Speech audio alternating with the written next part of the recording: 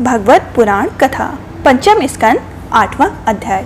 नमस्कार दोस्तों, यदि आप हमारे चैनल पर न्यू हैं तो चैनल को जरूर सब्सक्राइब कर लीजिएगा। बेल आइकन को प्रेस करके कमेंट बॉक्स में जय श्री कृष्ण जय श्री विष्णु अवश्य लिखिएगा।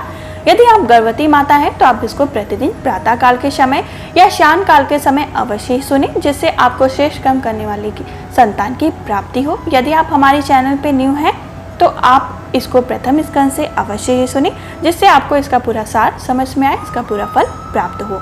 यदि आप हमारे चैनल पहले से ही हैं तो आपके ऊपर श्री हरि विष्णु की विशेष कृपा है, जो आप इसको प्रतिदिन सुन रहे हैं और यहाँ तक पहुँचे हैं। उनका आशीर्वाद हमेशा आपके ऊपर बने रहे, इसी कामना के संग हम हमारा 8वां अध्याय जो यहाँ से प्रारंभ होता है, आइए उनका स्मरण करते हुए पाठ का प्रारंभ करते हैं। जय श्री कृष्ण जय श्री विष्णु। भरत जी का मृग के मुंह में फंसकर मृग योनि में जन्म लेना। श्री सुखदेव जी कहते हैं, एक बार भरत जी कंडीव स्नान कर नित्य नैमित्य तथा शौच आदि आवश्यक कृतों से निवृत्त हो प्राण का जप करते 3 मुहूर्त नदी के धारा के पास बैठ रहे थे। राजन, इसी समय एक हिरनी प्यास से व्याकुल हो जल पीने के लिए अकेली ही उस नदी के तीर पर आई। अभी वह जल ही पी रही थी कि पास से ही गरजते हुए सिंह की लोक भयंकर दहाड़ सुनाई पड़ी। हरिजनित तो स्वभाव से ही डरपोक होती है, वह पहले ही चौकी और इधर उधर देखती जाती। जब जो ही उसके कान में वह भीषण शब्द पहाड़ की तरह सिंह के डर के मारे उसका कलेजा धड़कने लगा और नेत्र कतार हो गए। प्यास अभी बुझी नहीं थी, किंतु अब तो प्राणों पर आ बनी थी, इसलिए उसने भयवश एकाएक नदी पार करने के लिए छलांग मारी।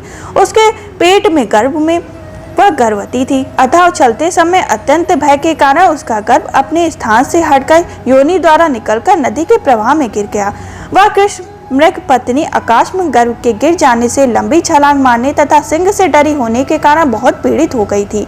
अब अपने झुंड से भी उसका विच्छोद हो गया, इसलिए वह किसी भी गुफा में जा पड़ी और वहीं मर गई। राजर्षि भरत ने देखा कि बेचारी हिरनी का बच्चा अपने बंधुओं से बिछड़कर नदी के प्रवाह में बह रहा है। इससे उन्हें उस पर बड़ी दया आई और वे आत्मी के समान उस मृतहीन बच्चे को अपने आश्रम में ले आए।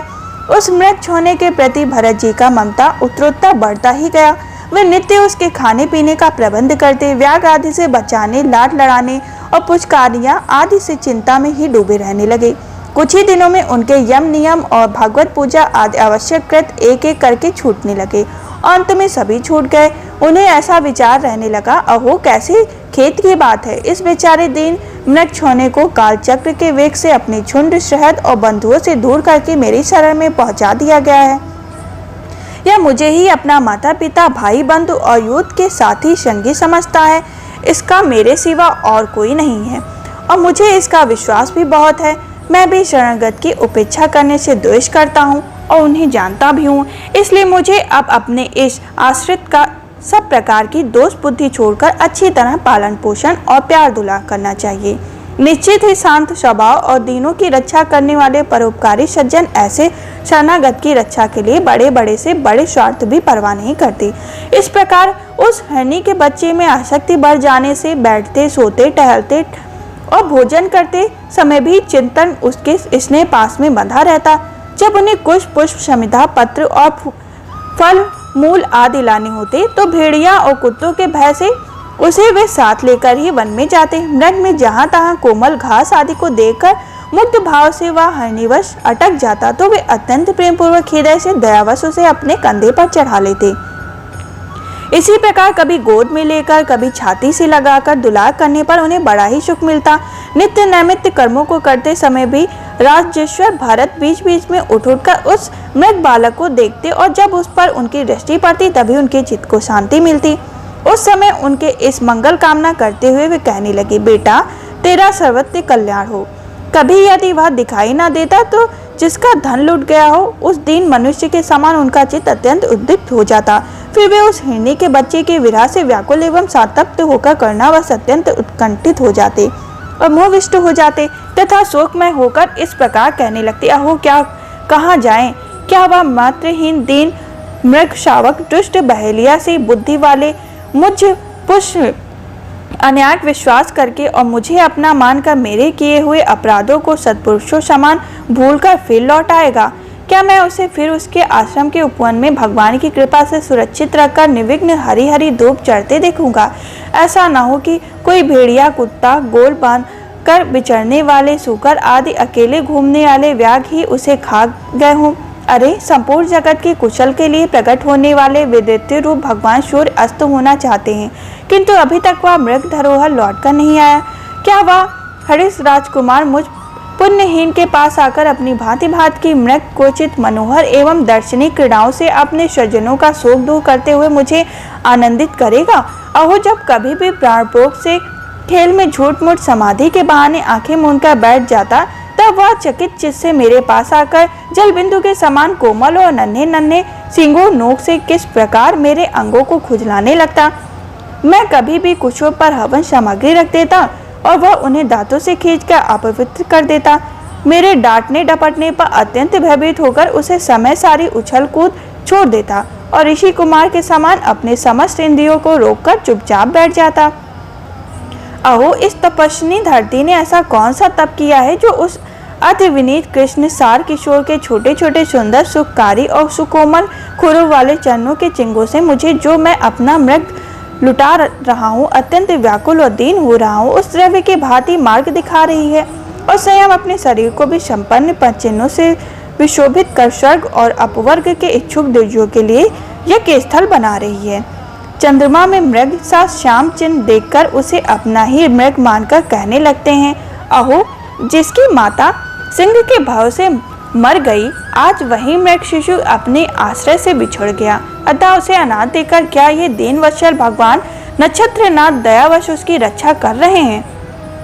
अथवा अपने पुत्रों के वियोग रूप दानव दल की विषम ज्वाला से हृदय कमल दग्ध हो जाने के कारण मैंने एक मृग बालक का सहारा लिया। अब उसके चले जाने से फिर मेरा हृदय जलने लगा, इसलिए वे अपनी शीतल शांत स्नेहपूर्ण और वंदन लीलाओं से अमृतमय किरणों से मुझे शांत कर रहे हैं। राजन, इस प्रकार जिनका पूरा होना सर्वथा असंभव था, उन विविध मनोरथों से भरत का चित्त व्याकुल रहने लगा। अपने मृग शावक के रूप में प्रतीत होने वाले प्रारब्ध के कारण तपस्वी भरत जी भगवत धन रूप कर्म एवं योग अनुष्ठान से च्युत हो गए और उन्होंने मोक्ष मार्ग में साक्षात विघ्न रूप समझकर अपने ही हृदय से उत्पन्न दुय्यज पुत्र आदि को भी त्याग दिया। उनकी अनन्य जाति हरिणी शिशु में ऐसी शक्ति हो गई। इस प्रकार राशि भरत विघ्नों के वशीभूत होकर योग साधन भ्रष्ट हो गए और मृग बिछोने के पालन पोषण लाड प्यार में ही लगे रहकर आत्मस्वरूप को भूल गए। इसी समय जिसका टहलना अत्यंत कठिन है, वह प्रबल वेगशाली कराल काल चूहे के बिल में जैसे सर्प घुस आए हैं, उसी प्रकार उनके सिर पर चढ़ाया। उस समय भी वह हरिण के बिछड़ जाने से पुत्र के समान शोका आतुर होकर वे उसे इस स्थिति में देख रहे थे और उनका चित्त उसी में लगा रहा। इस प्रकार अशक्ति में मृग के साथ उनका शरीर भी छूट गया। तदंतर उन्हें अंतकाल भावना के अनुसार अन्य साधारण पुरुषों के समान मृग शरीर ही मिला, किंतु उनकी साधना पूरी थी, इससे उनकी पूर्व जन्म की स्मृति नष्ट नहीं हुई। उस योनि में पूर्व जन्म की भगवत साधना के प्रभाव से अपने मृग रूप होने का कारण जानकर वे अत्यंत पश्चाताप करते हुए कहने लगे, अहो, बड़े ही खेद की बात है कि मैंने स्वयंशील महान अनुभव मार्ग से पतित हो गया। मैंने तो धैर्य पूर्वक सब प्रकार की आसक्ति छोड़कर एकांत और पवित्र वन का आश्रय लिया था। वहां रहकर जिस चित्त को मैंने सर्वभूता शिवासुदेव में निरंतर उन्हीं के गुणों का श्रवण मनन और संकीर्तन करके तथा प्रत्येक उन्हीं की आराधना और स्मरण आदि सफल करके स्थिर भाव से पूर्णता लगा दिया, मुझ अज्ञानी का वही मन आकाश में एक नन्हे से हरिण शिशु के पीछे अपने लक्ष्य से भिन्न हो गया। इस प्रकार मृग बने हुए राशि भरत के हृदय में जो वैराग्य भावना जागृत हुई, उसे छिपाए रखकर उन्होंने अपनी माता मृगी को त्याग दिया और अपनी जन्मभूमि कालांतर पर्वत से वे शांत स्वभाव मुनियों के प्रिय उसी सारग्रमति तीर्थ में, जो भगवान का क्षेत्र है, पुलस्त और पुलह ऋषि के आश्रम में चले आए। वहां रहकर भी वे काल की प्रतीक्षा करने लगे। आसक्ति से उन्हें बड़ा भय लगने लगा। बस अकेले रहकर वे सूखे पत्ते, घास, झाड़ियां निर्वाह करते मृग योनि की प्राप्ति करने वाले प्रारब्ध की क्षय की बाट देखते रहे।